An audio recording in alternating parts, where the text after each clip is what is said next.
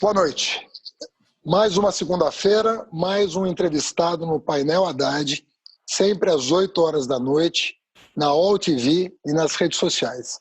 Hoje eu tenho a honra de receber um professor de filosofia da Unicamp, mas que tem uma presença no debate público muito intensa em publicações recentes, sobretudo, sobre o período, sobre essa quadra histórica que o Brasil está vivendo, desde 2013, e que nos apresentou recentemente um novo trabalho que se vale das suas contribuições anteriores, mas, ao meu juízo, dá um passo além e procura oferecer novos insights sobre a realidade política contemporânea, e é sobre esse livro que eu vou conversar com o seu autor, que é o professor Marcos Nobre, da Unicamp, que eu tenho a honra de receber. Muito boa noite, Marcos. Boa noite, a honra é minha. A honra é minha de estar aqui podendo conversar com você e podendo tentar entender o que está acontecendo, porque não é fácil. Não, eu tenho lido praticamente todas as suas manifestações públicas, né? Você publicou nos principais veículos de comunicação do país, Folha de São Paulo, Revista Piauí. Você tem tido uma presença muito intensa e é notável o teu esforço intelectual de entender uma quadra histórica que seja talvez a mais desafiadora para o intelectual brasileiro, né? A gente que está preocupado com o futuro do Brasil e que procurou a vida inteira entender o passado do Brasil, até para que ele pudesse ser superado naquilo que ele tinha de obstáculo ao desenvolvimento das pessoas, da nacionalidade. Nós estamos muito preocupados com essa quadra, com a interpretação dessa quadra, até para que cada um de nós, como cidadão, consiga dar uma contribuição que seja a melhor possível, né? O melhor esforço possível em proveito desse projeto chamado Brasil. Então é com muita alegria que eu te recebo para discutir a última das suas contribuições, que certamente será seguida por outras, porque não para de acontecer novidade, e você certamente vai ser considerado uma das pessoas que mais dedicaram esforço intelectual a compreender essa realidade multifacetada que o Brasil está vivendo, como você diz no texto, né? As tais crises sobrepostas, que nós precisamos compreender para tentar abraçar a totalidade e dar um rumo, né, para as nossas ações individuais e, quem sabe, para um projeto de país. Então, vou começar com uma provocação que você faz muito inicialmente. Circular alguns textos nos meios de comunicação, impressos, questionando a postura do Bolsonaro em relação à pandemia. E não foi um ou outro jornalista, né, mas mais de um texto, dizia o seguinte: como alguém é capaz de perder a oportunidade política oferecida pela pandemia para unir o país em proveito de uma causa com a qual todos estão de acordo, quer salvar a economia, quer salvar vidas, quer combater o vírus, e que muitos governantes deram esse exemplo, né, souberam lidar com a pandemia da maneira cientificamente e politicamente mais apropriada. Como que o Bolsonaro não só perde essa oportunidade, como vê parte do seu capital político se deteriorar, né? Então surgiram teses de que ele é um sujeito limitado, intelectualmente limitado, né? Chamavam até de burro, né? Outros que diziam que ele tem traços de um psicopata. Como é que um presidente coloca a vida de já uma centena de milhares de brasileiros, né? Estamos falando de 100 mil vidas que se perderam, não sei, um percentual grande disso em função da atitude do Bolsonaro, né? Então, só se explicaria por uma psicopatia, uma sociopatia. E você diz, nós não estamos lidando com um fenômeno que não é nem uma coisa e nem outra. esse fenômeno é um fenômeno que precisa ser compreendido nos seus termos. Nós estamos falando de alguém cuja lógica exige esse tipo de postura, porque ele está fazendo o cálculo o tempo todo. Quem não está fazendo o cálculo talvez sejam os seus seguidores, mas ele está. Então você não pode projetar nele o que você vê de fanatismo em parte dos seus seguidores, que você chama, se eu não me engano, de núcleo duro do bolsonarismo, que as pesquisas que você citou dão conta aí de um percentual que na casa dos 12%. Então, a pergunta que eu te faço, a primeira pergunta que eu acho que é chave para a nossa discussão é essa. Do que nós estamos falando? Qual é a novidade que representa o Bolsonaro na cena política nacional e como uma figura com essas características conseguiu se viabilizar a ponto de não se eleger deputado federal, se eleger presidente da República? Essa é a grande questão, né? Eu passo o livro inteiro tentando responder essa pergunta. Eu acho que a primeira coisa que a gente tem que caracterizar o Bolsonaro ele é um político autoritário. Nós precisamos ter clareza sobre isso. Agora, ele é autoritário, mas ele é político. Então, quando a gente vai pensar na história do autoritarismo, particularmente no século XX, que a gente tem experiência, justamente os líderes autoritários, eles se apresentam como bufões, eles se apresentam como desequilibrados, eles se apresentam como burros, eles se apresentam como limitados. E isso tem um lado que é também dizer, eu sou inofensivo.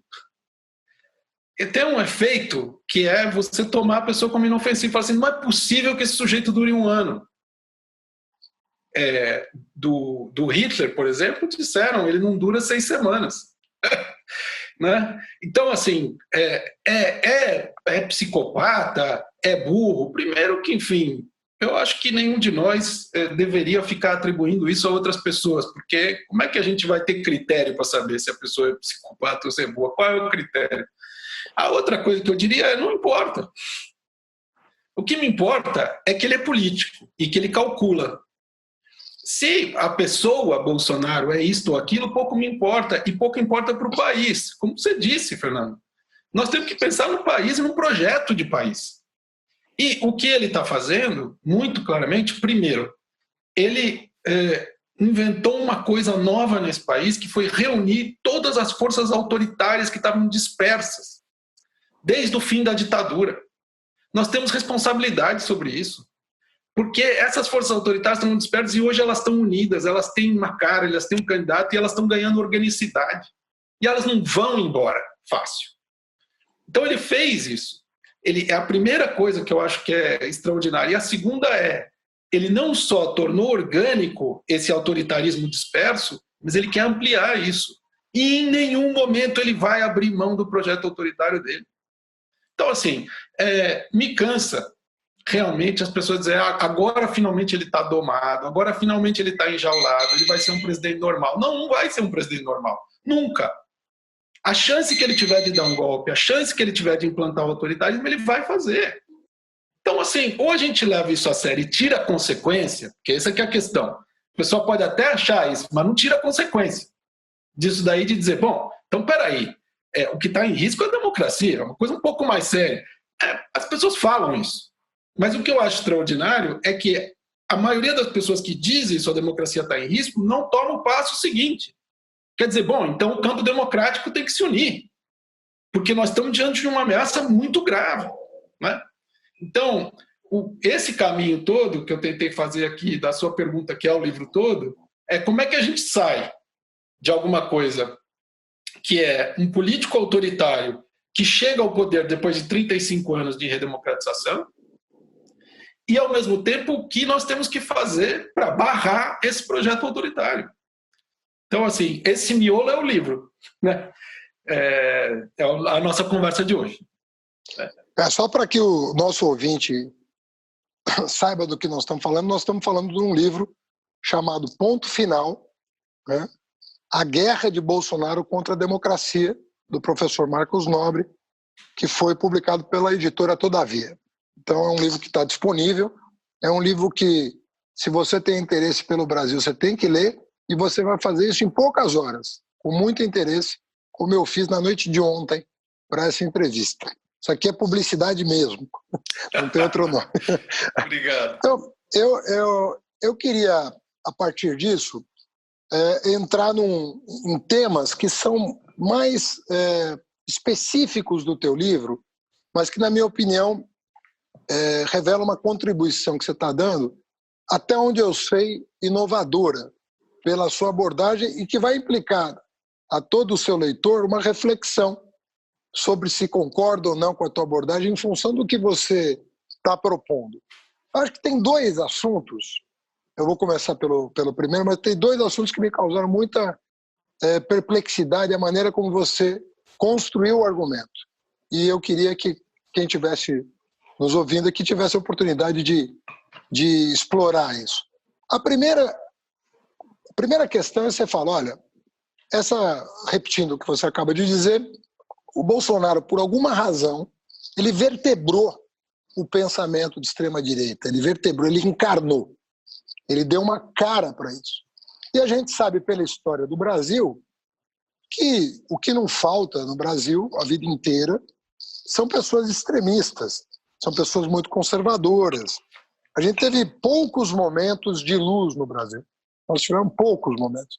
Pegar a história, né? Quando a gente pega a história recente, não, mas quando a gente pega toda a história republicana, você vai ver que República Velha, Estado Novo, década de 50, golpe militar, esse país não é para amadores, muitos já disseram, né? Mas você faz uma reflexão sobre a maneira como os militares entraram no governo. Então, sempre teve uma tese, né? Eu mesmo cheguei a dizer logo lá atrás, quer dizer, olha, existe um núcleo autoritário no governo, mas também tem um núcleo obscurantista, anticientífico, uma pauta de costumes muito retrógrada, um recrudescimento da intolerância contra a diversidade nas suas várias manifestações, e o núcleo neoliberal, né, que é o projeto econômico que está em curso. Mas digamos assim, o núcleo autoritário, né, da qual faz parte não as Forças Armadas, mas os militares que aceitaram participar desse governo, era tido por mim e outros analistas como um de três. Olha, você tem três núcleos, o Bolsonaro deu expressão para essas três correntes, vamos dizer assim, que têm um viés muito conservador e que conseguiram ali se amoldar de maneira a conviver. Não sem contradições internas, como o seu próprio livro diz. Há contradições internas e elas não são pequenas, mas conseguiram alguma forma de acomodação, até porque você, com muita felicidade, você coloca uma... Desculpa estar antecipando o argumento, mas é que, para eu mesmo não perder o fio da meada, você, com muita felicidade, fala assim, o Bolsonaro só se reserva o direito de arbitrar, e por um único critério. Como ele não tem domínio dos assuntos, né, reconhecidamente, o critério que ele usa é saber se um terço dele está mantido ou não. O resto, tipo que se dane, entendeu? Então, se tem um conflito dentro do governo, ele olha a rede social e o Carluxo é que deve dizer para ele o que ele tem que fazer para manter aquele um terço. E ele vai nessa toada, vai remando, né? Ele vai remando nessa toada. Então, o critério do governo não é a verdade, a ciência, o que é o certo fazer, o que é bom, é um terço. Esse é o critério. Então fica super fácil para ele tomar a decisão, porque ele olha o Ibope da medida específica. Essa medida vai colar ou não vai? Vai manter meu terço ou não vai? Se vai, faz. Se não vai, esquece. Eu chamo a atenção do ministro e falo, ah, filha, vem com outra porque essa não colou. Eu achei muito engenhosa a construção, porque quando ele reuniu o Ministério da Economia numa pessoa só, eu pensei assim, pô, ele não quer arbitrar sobre a economia, Por isso que ele botou, né? Todo mundo tem dois homens da economia. Um sempre foi mais forte, mas sempre teve um segundo opinando, até para o presidente arbitrar. Bolsonaro acabou com isso, só tem uma opinião, a do Guedes. Aí eu pensava comigo mesmo, como é que ele vai arbitrar as polêmicas de segunda ordem, quando forem intersetoriais? E aí você deu a métrica. É a rede social, é o Ibope daquela decisão. Mas tem uma particularidade no teu raciocínio, que é a vertebração da questão militar. E aí é que eu queria que você explorasse um pouco mais, né? É um assunto importante do teu livro, e eu queria que você explicasse como é que você vê. Porque uma das coisas que eu poderia te perguntar, são as Forças Armadas ou são militares bolsonaristas? Existe essa diferença ou não? É um embarque total ou é um embarque parcial? Estão preservadas as prerrogativas das Forças Armadas na forma da Constituição ou isso já foi para o espaço? Enfim, eu queria que você recuperasse o argumento e desenvolvesse na direção de responder a essas perguntas. O que de fato está acontecendo do teu ponto de vista? Eu acho que dá para a gente separar isso nessas duas partes que você colocou. A questão de governar, o que é governar para o Bolsonaro, e qual o papel que tem aquela parte das Forças Armadas que aceitou ir para o governo. Né? A primeira parte eu acho muito, muito importante, porque todos os populistas autoritários pelo mundo são parasitas. O que eu quero dizer com isso? Eu quero dizer que eles se aproveitam de que o Estado continua a funcionar, continua a apresentar os seus serviços, e eles atacam esse Estado e esses serviços o tempo inteiro, porque é o sistema.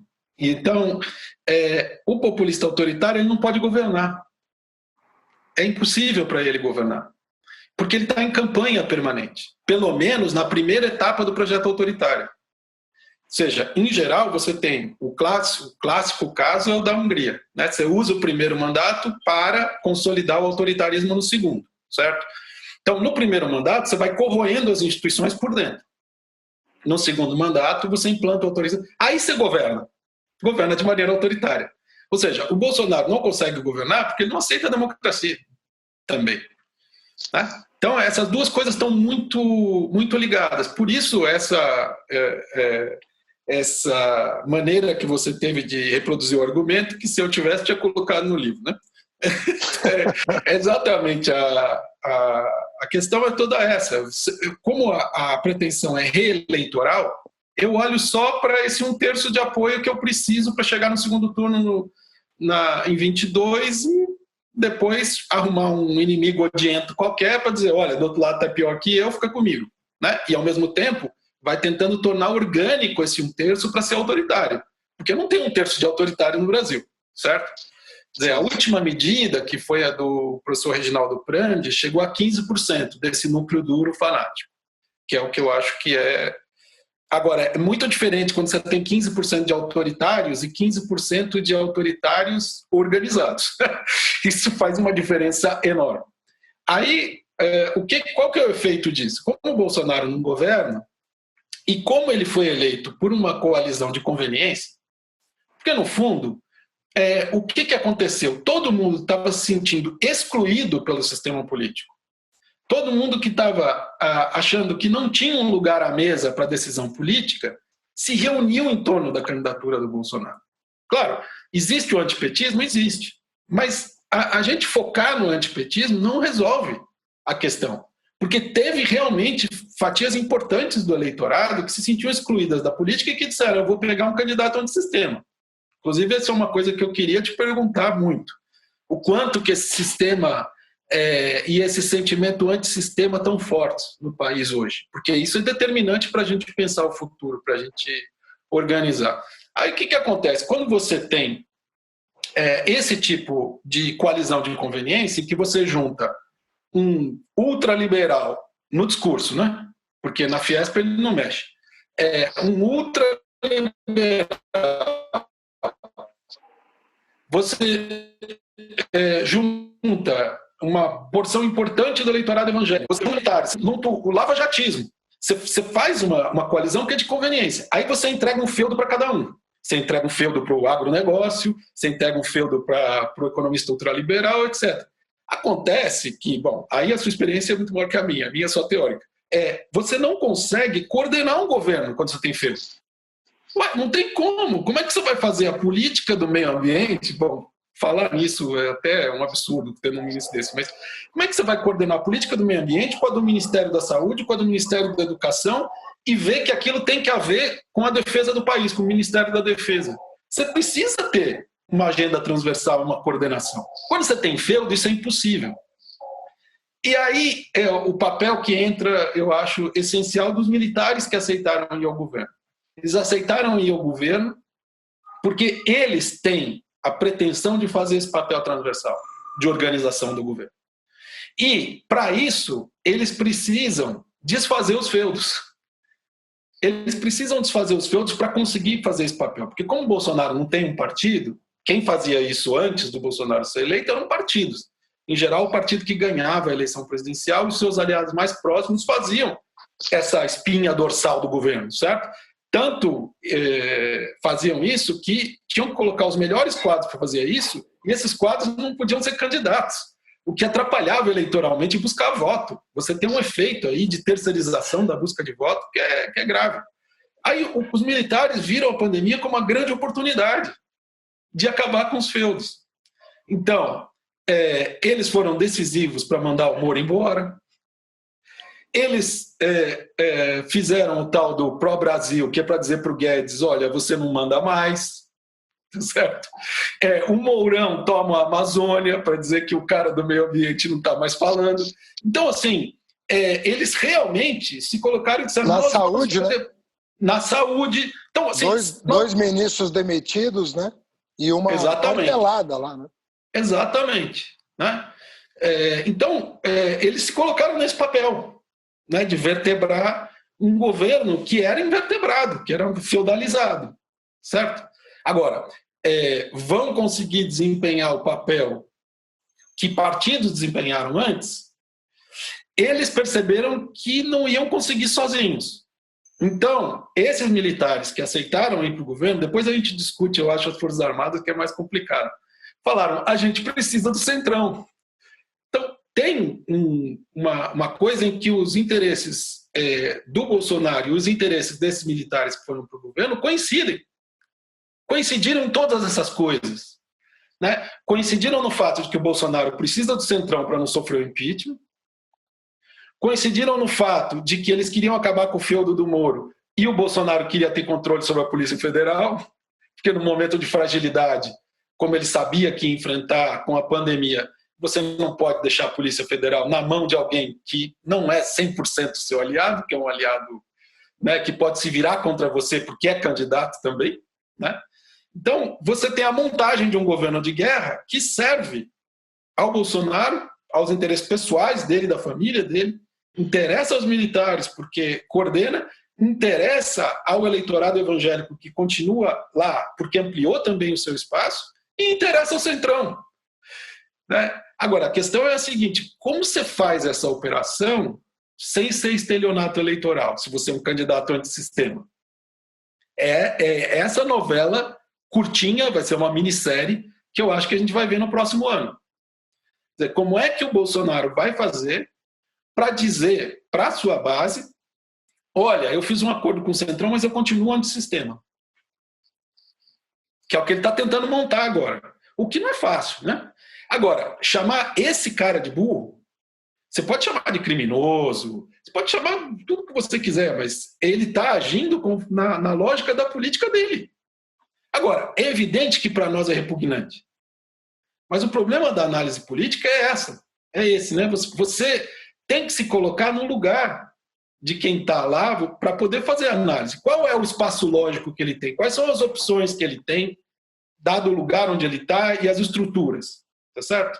E o Bolsonaro, sob esse aspecto, é um político. Ele olha as possibilidades, olha o projeto dele, onde ele quer chegar e toma decisões. Nós podemos ficar revoltados como ficamos, indignados, sentir repugnância.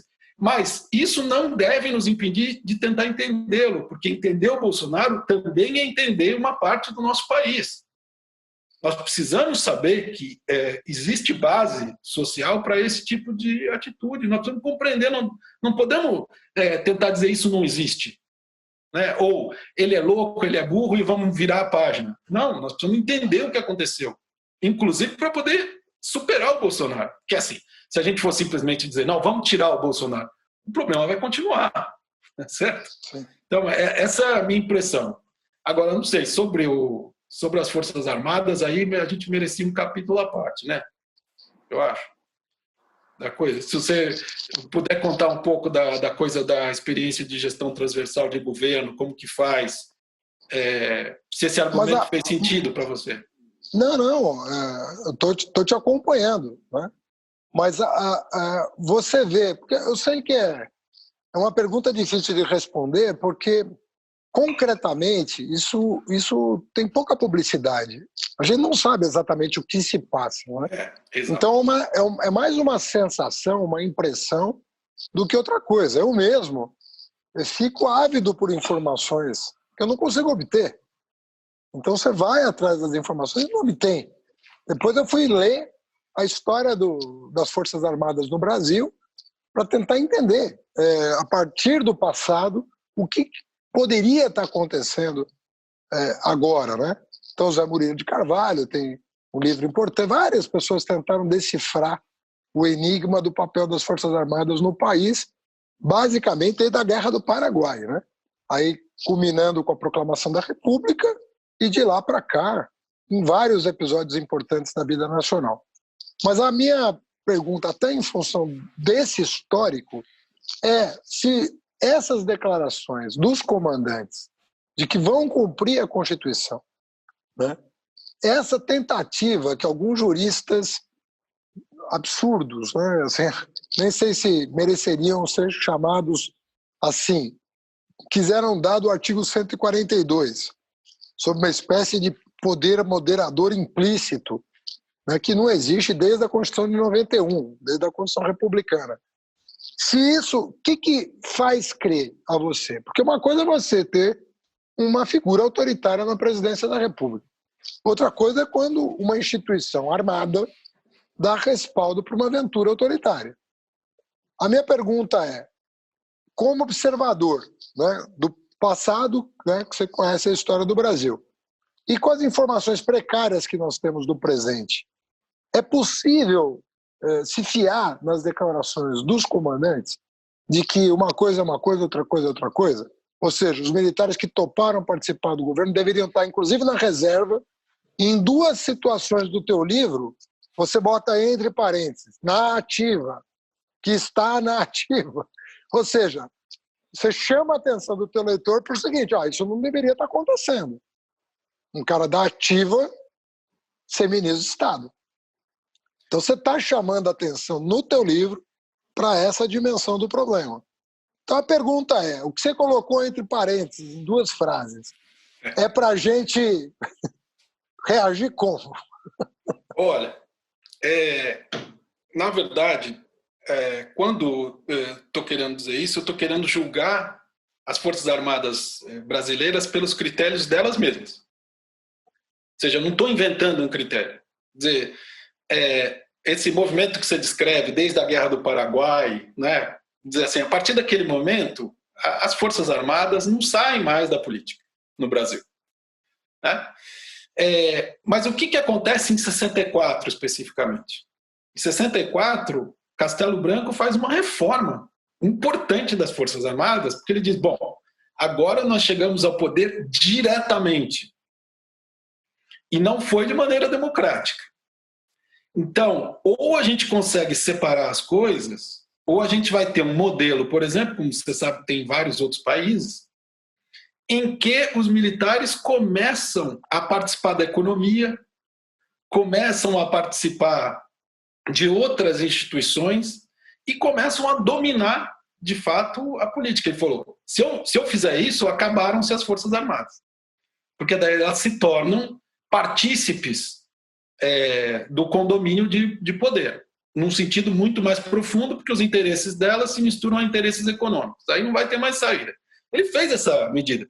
Então, quando eu estou olhando para quem está ainda na ativa, no caso nós estamos falando do ministro da Saúde, por exemplo, eu estou tentando falar dos critérios das próprias Forças Armadas. Não deveria estar na ativa, deveria ter ido para a reserva. Agora, a minha visão, assim, que eu tento sempre dizer, as pessoas dizerem, eu tenho fontes dentro das Forças Armadas, eu acredito. Agora, eu não acho que isso adiante muito, porque as fontes são contraditórias entre si e as fontes são todas estratégicas. Elas sempre falam alguma coisa estratégica, tanto em relação à briga interna, como para fora. E tem também uma coisa, eu acho, muito forte de quem está na ativa, que esse tipo de coisa eu não discuto de verdade, nem com fonte, nem com ninguém. Sabe, eu vejo isso acontecer. Agora, o que eu te proponho é o seguinte, da gente ler as declarações, a gente lê os textos, a gente lê a produção, principalmente de quem já está na reserva, e tentar entender qual é a clivagem. Porque os recados são muito sutis, muito sutis. Você tem que ter um olho ali para ver uma clivagem que para fora não vai acontecer, porque as Forças Armadas são um monolito. Né? Disciplina e hierarquia, não pode ter divisão. Tá certo? Na reunião do alto comando, eles podem brigar quando eles quiserem. Ninguém vai ficar sabendo e a hora que sair é uma oposição, ordem unida e acabou a conversa. Certo? Agora, eu vejo, não sei se é a tua impressão, a minha é a seguinte, tem duas vertentes no Exército. Tem uma que vem da coisa da reforma do Castelo e que foi, eu acho, fortalecida a partir da redemocratização dentro das Forças Armadas, que é um viés que eu chamaria de estadunidense. A ideia de que você tem Forças Armadas que são profissionais, mas que participam, sim, e muito da política do seu país, como acontece nos Estados Unidos. Sim. Certo? Claramente. Mas você tem uma clareza de que, bom, eu participo ativamente da vida política do meu país, mas eu não me confundo com o governo, com nada disso. E tem uma outra que diz, isso não é suficiente no Brasil. Por quê? Porque o Brasil não tem uma política sólida, decente, e precisa das Forças Armadas para poder fazer uma política sólida e decente, que é o que deu na ditadura de 64. Eu vejo essas duas vertentes dentro das Forças Armadas. Uma visão francesa nem pensar, né? Não. Isso não tem no Brasil. Não. Para mim, existem essas duas. Ou seja, qual é o grau de ingerência que você vai ter? E certo? Não de não ingerência. Não. Inclusive, essa é uma coisa que eu tento ressaltar no livro, eu vejo muito a sensação de exclusão dos militares da vida política nos últimos 35 anos. Falar, olha, a gente tem quadros super bons, a gente quer fazer avançar o país e ninguém deixa a gente participar. Certo?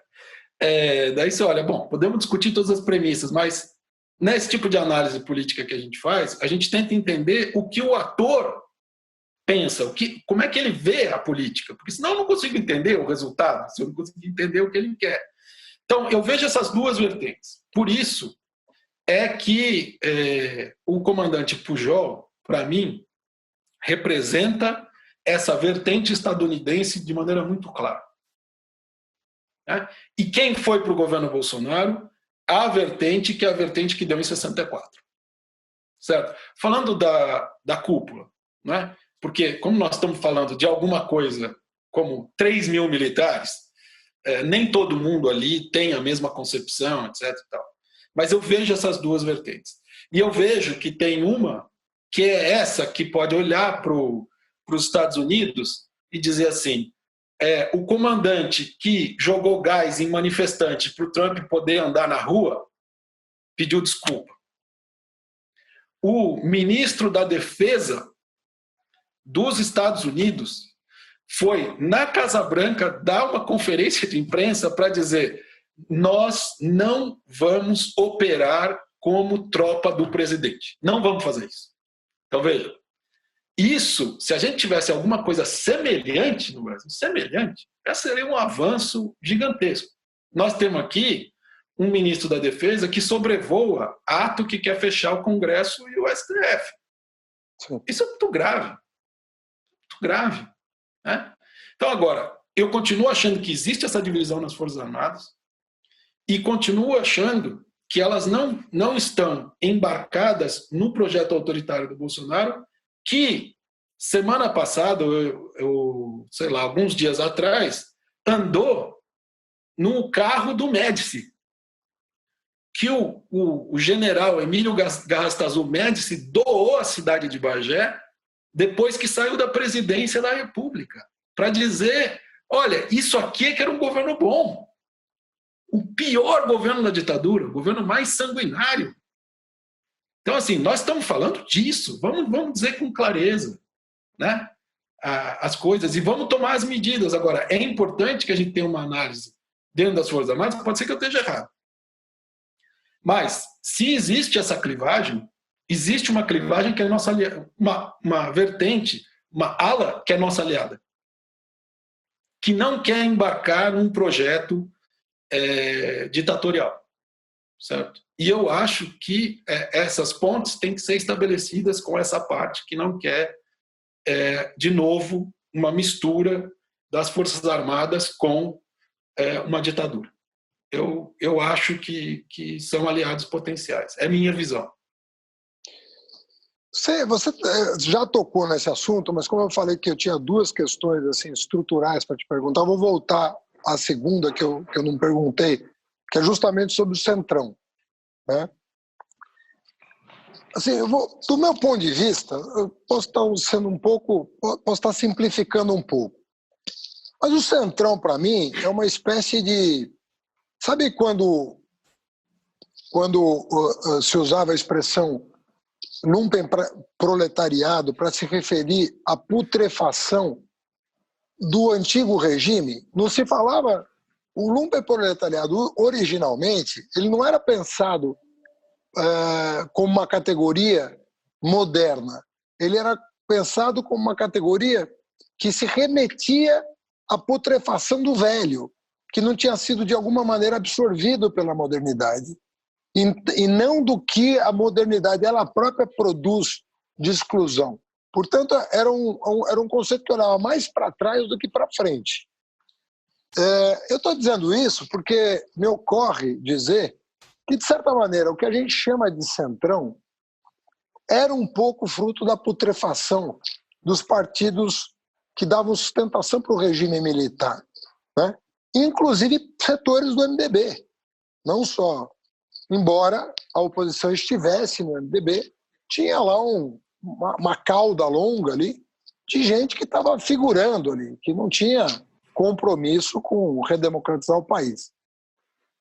De alguma maneira, com a redemocratização e com o pluripartidarismo, essas pessoas foram organizando, né, também no campo partidário, esses pequenos feudos, né, que acabavam apresentando a fatura para o governo, para o partido que ganhasse a eleição. Né? Sem grandes compromissos com o projeto, porque eles vinham de um projeto que tinha fracassado e eles próprios não tinham um projeto para apresentar para o país. Né? Então era uma massa disponível ali, uma espécie de... era um lumpen que queria ser um exército de reserva, vamos dizer assim. Ela tinha pretensões de ser utilizado de alguma forma, como um exército de reserva, um exército político de reserva. E estavam disponíveis para qualquer governo, né? Desde que as negociações fossem bem feitas. E aí os governos foram se alternando e eles estavam sempre por ali.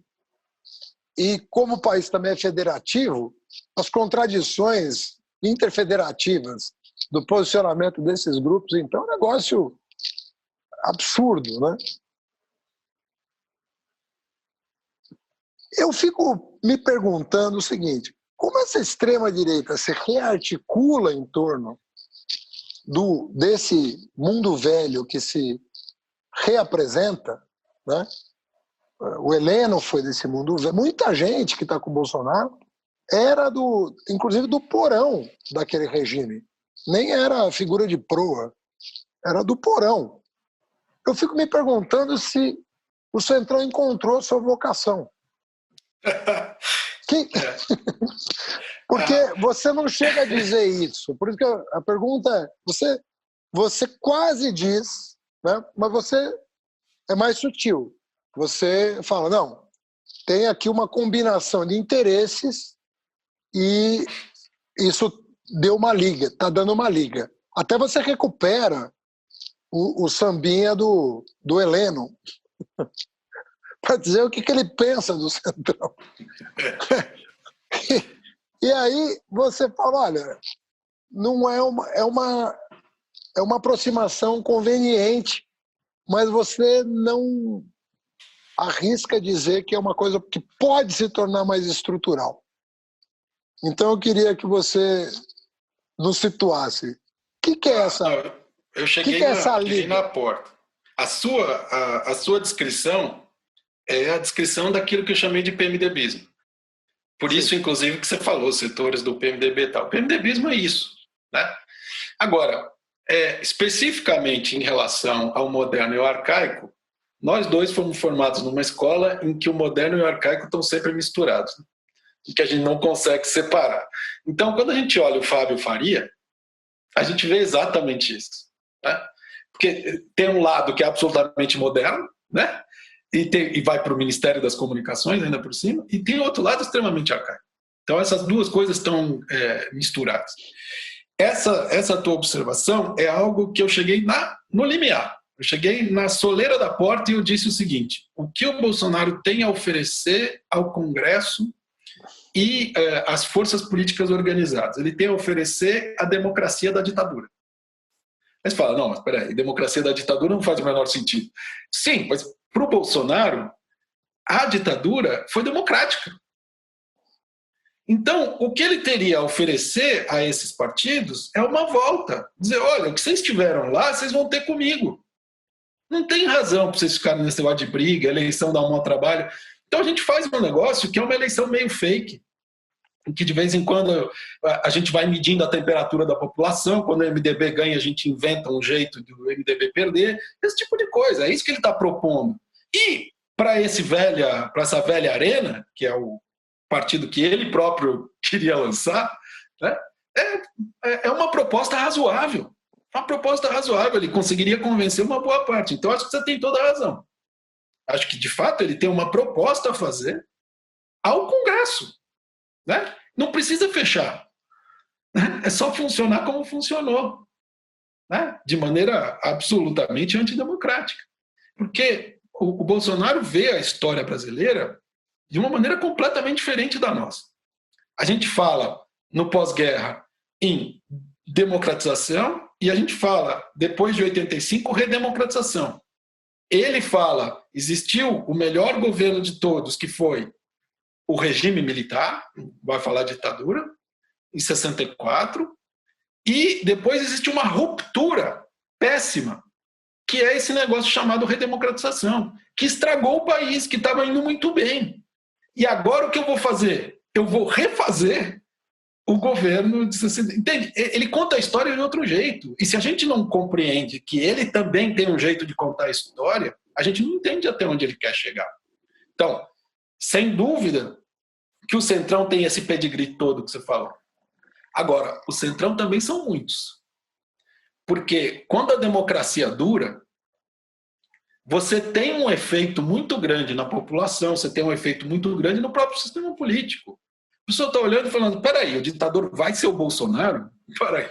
Uma coisa é você dizer, bom, os militares vão lá escolher quem vai ser o próximo presidente, escolher o Médici, depois escolher o Geisel, etc. E tal. E esse cara aí é uma pessoa em que a gente pode ter alguma confiança. O Bolsonaro, ele não é um general desse tipo, que nunca teve história política. Ele tem 28 anos de mandato de deputado federal. Então, assim, todo mundo sabe que não pode confiar nele. Então, é muito diferente quando a proposta vem dele, né? Então, tem uma parte do Centrão que falou, não, eu não faço esse acordo. E tem outra parte do Centrão que falou, cara, Se for ditadura, se for democracia, se for em cima, se for embaixo, direita, esquerda, desde que a gente esteja ali, tá tudo certo. Se a gente tiver a proteção da polícia e se a gente tiver máquina para reproduzir os nossos interesses, tá tudo certo. Não é? Então, até regime soviético eles topam. Topam! Não, mas, gente, a pessoa não acredita, mas é verdade. Desde que o interessezinho pequeno lá esteja sendo contemplado, não tem problema. Então, eu acho que os centrão são muitos. Esse centrão que está com o Bolsonaro é o centrão que eu chamei de carcará, que é o pega, mata e come. Esse aí, porque eu não sei quem cunhou essa frase, mas ela é brilhante. O centrão você não compra, você só aluga.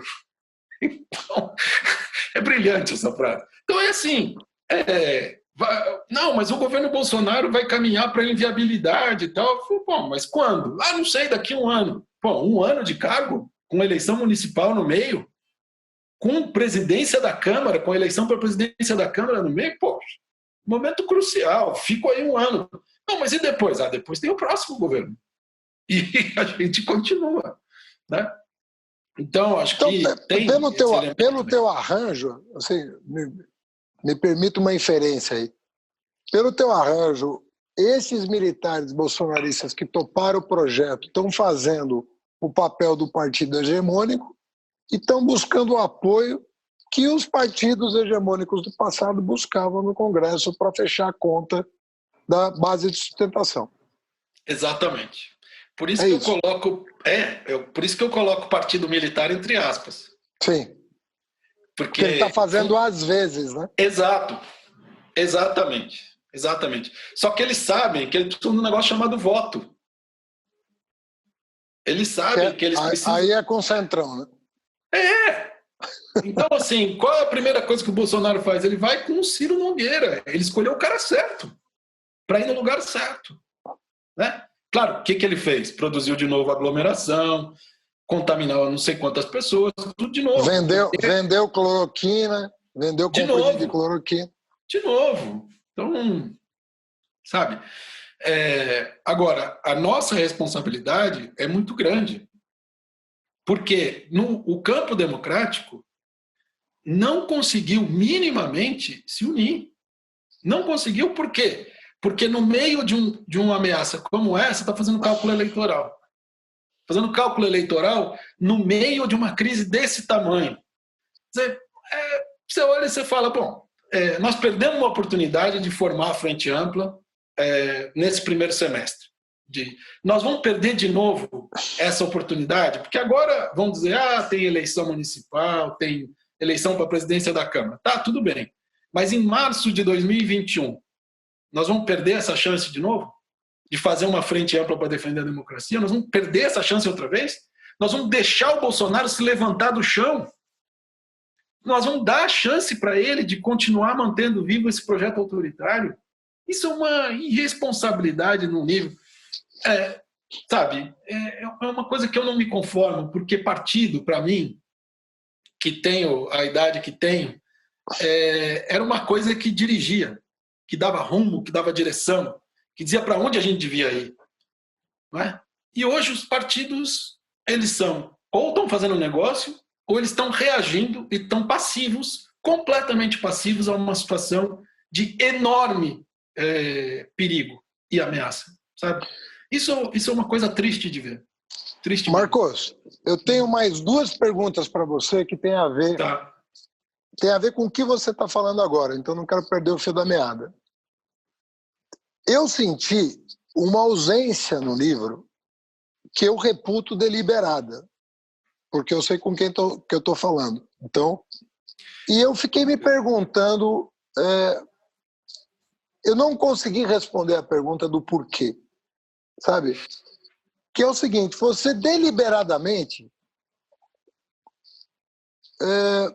você colocou a questão econômica num segundo plano. Ela não aparece. E depois tem a ver com a minha com a minha última pergunta, que é sobre o teu anexo, que é óbvio que tem a ver com a economia também.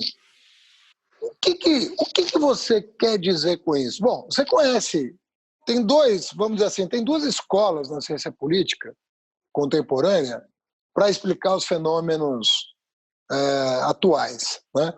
Uma que se fixa na política estrito sensu e outra que busca suas relações com outras esferas, em especial com a economia, crise de 2008, assim por diante, mas às vezes também com questões culturais, e como foi o caso da Primavera Árabe, como que aquilo se desdobrou. Mas eu diria assim, ciência política pura ou não, né? Duas grandes vertentes. E você, deliberadamente, você circunscreveu o seu objeto. Eu estou estudando esse fenômeno aqui. É como se você tivesse feito uma opção deliberada para não falar de ciclo, de crise, de gestão macroeconômica, de Joaquim Levy, de Guedes. Não é disso que o teu livro trata. A pergunta, dá para fazer isso? Como é que faz? Como é que... porque quando você fala, que dê a frente contra o autoritarismo, uma das dificuldades é justamente a questão econômica. Quer dizer, como é que cada um vê a saída para a crise, né? E que, na minha opinião, em relação ao desafio que o Bolsonaro representa, não tem dúvida que a gente tem que formar um dique de resistência a qualquer... Porque nós não vamos não vamos poder defender o que quer que seja se não tiver um ambiente de liberdade, um ambiente de democracia. Não importa as tuas ideias. As suas ideias só importam numa democracia. Então, diante disso, por que essa opção deliberada de não permitir no tricô que você faz, no tricotar teu do começo ao fim, que essa dimensão da agenda econômica entrasse ou como força explicativa, como variável explicativa, ou como não uma variável explicativa do que está acontecendo, mas, às vezes, impeditiva do que pode vir a acontecer? Vamos começar pela questão que você disse que nos divide, para formar a frente. Não nos dividiu no caso do Collor. Porque nós estamos num período, numa situação em que nós juntamos dois momentos distintos da história do país. É como se a gente tivesse que juntar diretas já e impeachment do Collor, tudo junto.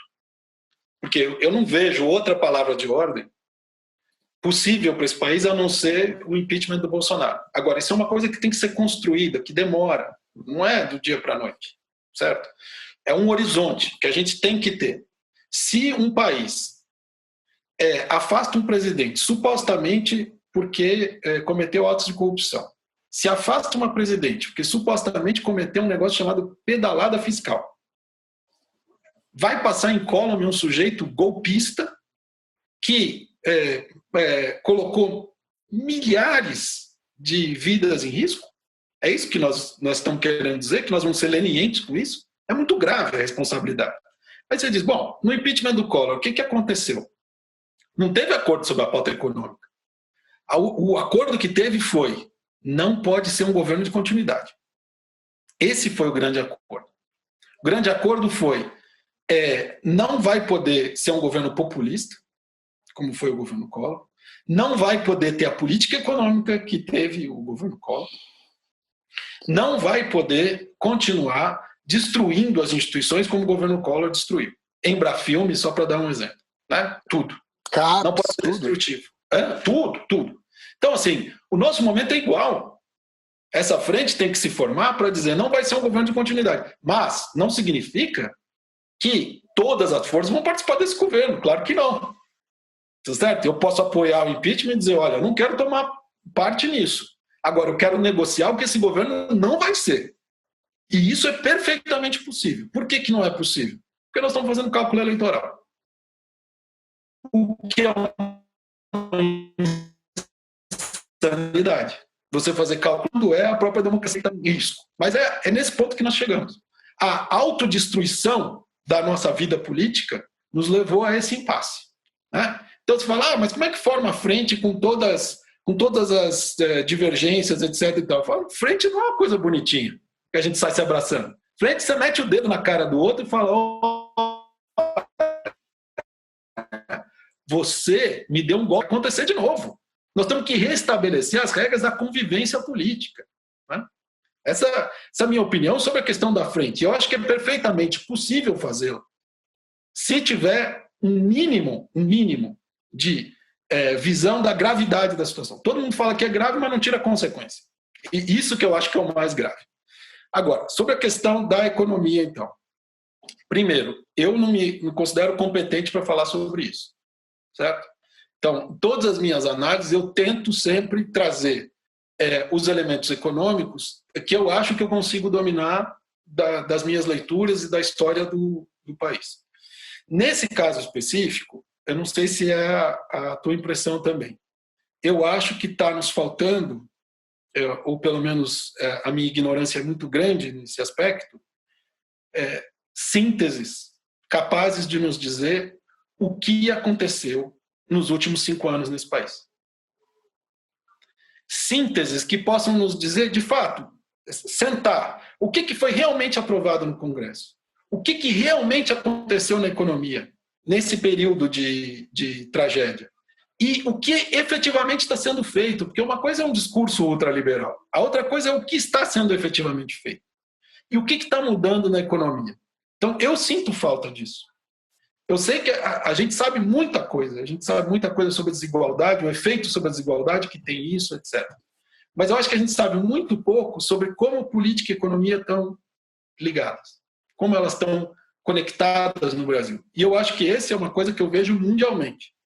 Vejo uma dificuldade de entender esse momento atual e principalmente os últimos anos em termos da relação entre economia e política.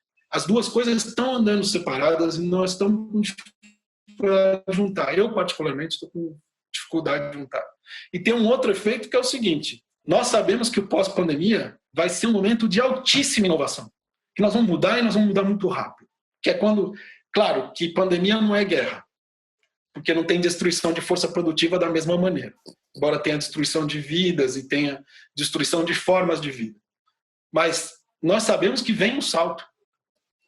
Né? E se a gente não conseguir entender o que aconteceu nesses últimos 5 anos, vamos dizer assim, fica difícil saber o que vem depois. Então, por que a economia não está ali? A economia está ali como um apêndice da política, porque a impressão que eu tenho é que, neste momento, a economia ela não está sendo pensada em conjunto com a política em termos mundiais, não digo que seja no Brasil. Daí minha dificuldade. Então eu digo, olha, nas minhas limitações, o que eu posso propor para quem vai ler é a pergunta que você colocou no início. Por que o Bolsonaro jogou fora, entre aspas, a oportunidade de ser um governante com 70% de aprovação e que une o país? Por que ele fez isso? Certo? Então a minha resposta curta é porque ele é autoritário. Então, assim, ainda por cima eu estou querendo dizer, essa pessoa tem convicções. Porque tem um outro lado também, que é dos populistas autoritários. Não só a gente diz que ele é bufão, a gente diz que ele é burro, etc., mas a gente diz e que ele é inofensivo, mas também a gente diz do Bolsonaro que ele é incapaz de pensar politicamente. Né? E isso é uma característica de todo político autoritário. E a gente tem que tomá-lo como ele é. Então, levá-lo a sério. Estou propondo isso. Propondo levar o Bolsonaro a sério. Você pode estar brincando. Não, é isso que eu estou propondo. E levá-lo a sério é dizer, essa pessoa é uma pessoa de convicções. Que, em geral, líder autoritário é aquele sujeito que não tem convicção nenhuma, tipo Trump. Bolsonaro não é Trump, é isso que eu quero dizer. Sim, o Trump é um oportunista que vai pegar qualquer coisa. O Bolsonaro não, ele tem convicções. Você fala, não é possível. Sim, é o que eu acho. Eu acho que ele é um político autoritário convicto, que ele acredita nisso, de verdade, e que ele mede as ações dele por isso. E talvez a diferença que você tenha colocado no livro também é o seguinte: o Trump não pode ser autoritário nos Estados Unidos da maneira como o Bolsonaro pode ser no Brasil, né? Exato. Lá são 200 anos de história democrática e aqui a gente não consegue completar 50 anos, né? Agora, Marcos, eu queria concluir já no teu apêndice, né? Já chegamos lá. e que é muito simpático assim a maneira. Você retoma um tema que estava vencido, num certo vencido, eu estou falando por prazo de validade, não porque daqui 20 anos a gente vai estar pensando sobre o assunto, mas você retoma depois de muitas contribuições que foram feitas a 2013, a interpretação de 2013, você resolveu colocar num anexo um palpite ali sobre o que você pensa que aconteceu. E é quase um capítulo de livro organizado, assim. Agora, a pergunta que eu te faço é a seguinte: eu entendi o gesto do teu anexo, né? De certa maneira, o gesto do seu anexo é para frente, não é para trás, se eu entendi bem. Né? E você faz, olha, vamos ver o que a gente pode fazer junto. Né? Mas a pergunta que eu te faria é se, não, de certa maneira, não está na raiz dos nossos problemas. E você conhece alguns dos meus trabalhos, você sabe que eu sou crítico do sistema político brasileiro há pelo menos 30 anos, que eu escrevo contra o sistema político brasileiro. Mas a sensação que deu é que é como se o raciocínio subjacente na cabeça de muita gente é o seguinte: olha, essa classe política não presta, nós estamos falando aqui de 90%. Então, se a gente matar 100, a gente só vai errar 10%. Então vale a pena, ao invés de gastar tempo com procedimentos muito custosos e morosos para separar o joio do trigo, é tão pouco trigo que vale a pena jogar tudo fora. A sensação que dá para eu que estava no olho do furacão, vendo a coisa acontecer da minha janela, é de que 13, Lava Jato e Bolsonaro têm uma coisa, um pano de fundo que é a sensação de que não valia a pena mais perder tempo. Porque se a gente fosse aqui ficar fazendo conta de quem é bandido, de quem é honesto, de quem é bem intencionado, de quem está dedicando a vida ao país, é tão putrefato tudo que, assim, o antissistema venceu um pouco por isso também. Por essa sensação de que nada valia a pena. E essa pergunta que eu te deixo para o final. Então você que vai dar a última palavra, não serei eu, porque você que é entrevistado e não eu. Mas assim, até que ponto essa postura de nada vale a pena, tudo, sabe, é tudo a mesma coisa, essa gente é toda igual, só pensam nele. Até que ponto essa questão não acabou fazendo com que um processo bem-vindo de depuração da política pudesse deixar algumas bases de apoio para uma reconstrução sólida? É isso que eu queria ouvir de você.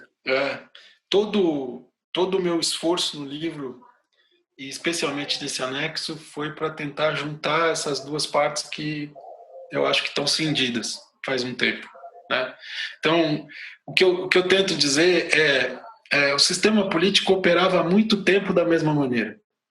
Só que teve modificações na base da sociedade, na maneira da nossa sociabilidade no nosso dia a dia, que mudaram radicalmente a compreensão que as pessoas têm da política. A vida digital mudou o jeito das pessoas pensarem a política. E isso não se refletiu em reformas do sistema político capazes de canalizar essa energia. Então, essa energia, ela ficou excluída do sistema. Então, você tem novas demandas e velhas demandas que são reorganizadas que não tem para onde ir, porque não tem caminho. Você teve também isso com a gente no momento. Nós tentamos propor em 2016 prévias para a escolha de candidaturas únicas do campo progressista. Porque em 2016 a gente estava olhando aquilo e dizendo vai dar muito errado. E se você faz um processo de prévia, você inclui essas pessoas. As pessoas falam, peraí, eu posso votar, eu posso dar minha opinião, eu posso votar várias vezes, eu posso... Na verdade eram primárias, né? Não eram mais primárias, que prévias. Isso. Abria para todo mundo. Né? Para todos os níveis. E daí você tem a possibilidade de uma pessoa que nunca pensou em ser candidata, que não é filiada, de se candidatar, e já se apresentar. Esse tipo de coisa. Quer dizer, o sistema político não aceitou isso. Não aceitou isso.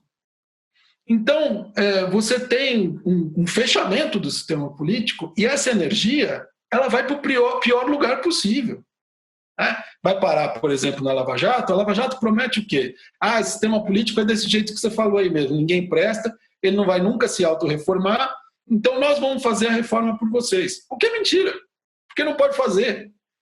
Mas também para a pessoa que estava ali dizendo, bom, eu nunca me senti representado, agora eu me sinto representado por esse juiz de Curitiba, entende? Então, tem uma coisa do sistema político de não ter conseguido ver que era uma questão de sobrevivência da política mudar a sua relação com a sociedade. Aí o que acontece? Como essa reação foi um choque, né? Eu escrevi até um e-book chamado Choque da Democracia. Foi um choque para todo mundo. Então você fala, não, peraí, dá um tempinho que o sistema político vai entender o recado. Aí o que acontece? Aí vem a Lava Jato em cima. Aí o sistema político entra em modo de autodefesa e daí piora, porque ele se blinda mais. Aí o que acontece? Ele vira e fala, bom, eu preciso me livrar da Lava Jato, o que eu vou fazer? Eu vou jogar o PT e todo mundo que estiver ali em volta para os leões. Porque assim eu aplaco essa sanha vingativa e punitiva da sociedade e eu passo a boiada toda, como diria esse ministro aí da coisa, num outro pedaço do rio, entendeu? O sistema político entrou em autofagia. Então, isso é que é grave. Agora, imaginar que a gente pode prometer voltar para antes de 2013, essa não é uma promessa que as pessoas queiram. Não é alguma coisa razoável. Nós precisamos chegar com uma coisa nova. Então, esse pacto dessa frente tem que ser um pacto também do que serão as instituições democráticas, do que será a disputa eleitoral, do que será a convivência política. Nós temos que fazer isso. É um pacto igual, diretas já, que nós temos que fazer, é enorme. E isso, com esse monte de mágoa e de rasteira e de golpe que a gente teve nos últimos anos. Certo? Nós temos que sentar na mesa e dizer, não, olha, estou aqui, você realmente fez um negócio que é inaceitável para mim, mas eu estou aqui porque tem um negócio mais importante que está em risco. Né? Então, esse foi o sentido. Por quê? Eu vi muito na rua em junho, eu vi muito também as pessoas que diziam, olha, não vale a pena mais lutar pela instituição. A luta institucional não vale mais. É isso. Isso. Daí o tempo inteiro eu dizendo assim, olha, não vou tirar a tua razão, porque o sistema não está te ouvindo. Mas vamos combinar uma coisa, dá 20% da sua energia para a gente fazer uma mudança institucional. Os outros 80% você vai fazer a auto-organização, que funciona super bem. A gente viu na pandemia. As pessoas sobreviveram em periferia porque se auto-organizaram. Né? E nessas eleições municipais espero que a gente tenha a institucionalização dessas novas formas de organização e de sociabilidade ali nos bairros. Né? Então, sim, dá 20% da sua energia. Daí a pessoa fala, mas para colocar onde? Cadê? Cadê o lugar onde eu vou pôr isso? Então, precisa ter abertura. O sistema político precisa se abrir para essas pessoas falarem e participarem. Certo? E é isso que eu acho que é possível. No âmbito lá do anexo, quando a gente estava falando de teoria, né, das vertentes de explicação, eu estava tentando propor uma coisa parecida com a frente ampla, só que na teoria. Dizendo, olha, as antigas teorias, as antigas maneiras de explicar, entraram em crise. Vamos aproveitar a crise para fazer um campo comum e conversar? Nós vamos continuar tendo diferenças, o que é ótimo sempre, porque senão não faz ciência. Mas tem um lugar que a gente pode conversar aqui. Teve uma abertura de um lado e de outro. A gente precisa só deixar de querer dizer, olha, o que passou nesses últimos 7 anos, para mim, nunca passará, e eu nunca vou admitir que mude. Vamos deixar isso aqui um pouquinho de lado, vamos pensar para frente, como você falou. Vamos pensar para frente? Que tipo de aliança a gente pode fazer? Teórica também. Porque a democracia, a defesa da democracia vai exigir isso, vai exigir aliança política, né? Tanto na sociedade quanto no sistema político, mas vai existir uma aliança teórica também. Olha, vamos passar esse período juntos, tentando fazer uma coisa comum. Essa é a proposta também. Como sempre, todo mundo fala que eu não sou uma pessoa razoável porque eu fico exigindo coisas que não são factíveis. Mas, enfim, eu sempre acho que essa é a minha função. De família, né? De família. Olha, eu conversei hoje com o meu querido amigo Marcos Nobre, professor da Unicamp. Temos uma longa trajetória juntos, de interesse intelectual, de troca, que publicou recentemente, não sei quando que foi o lançamento, mas é recente, né? É recente. O livro Ponto Final, A Guerra de Bolsonaro contra a Democracia, que eu tive a oportunidade de debater com ele hoje na UOL TV e nas redes sociais. Obrigado, Marcos Nobre. Prazer estar com você. Boa noite aos nossos ouvintes. Lembrando que toda segunda-feira, às 8 horas da noite, um convidado dessa qualidade estará conosco novamente. Abraço a todos.